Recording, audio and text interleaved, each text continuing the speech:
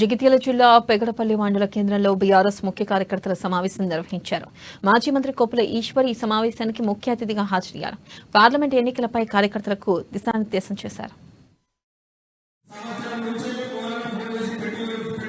తెలంగాణ రాష్ట్రంలో ప్రభుత్వం మార్పు జరిగిన తర్వాత గతంలో అమలు జరుగుతున్నటువంటి ఏ ఒక్క సంక్షేమం కూడా సవ్యంగా అమలు చేయడానికి ప్రభుత్వం సిద్ధంగా లేదు. ఎందుకంటే అలిమి కాని హామీలనిచ్చి ఈ రోజు ప్రజలను మభ్యపెడుతున్నటువంటి విధానాన్ని మనం చూస్తున్నాం. దాంతో పాటు రైతులకు సంబంధించి ఒక్క నెల తిరగక ముందే ప్రభుత్వం యొక్క విధానం కనబడుతుంది. నెల ఆఖరు 2000 పెన్షన్ మాత్రమే ఇచ్చిండ్రు. అది ఓను రైతులకు సంబంధించి ఒక పెద్ద కుట్ర జరిగింది. ఇలా ఢిల్లీ ప్రభుత్వం ముందట తెలంగాణ రైతాంగాన్ని తాకట్టు పెట్టి 0.5 మరి FRBM అనుమతి పొంది రైతుల మోటార్లకు మీటర్లు పెట్టేటువంటి ఒప్పందంతో పాటు మరి ఈరోజు జియో ట్యాగింగ్ చేయడానికి ప్రభుత్వం నిర్ణయం తీసుకుంది.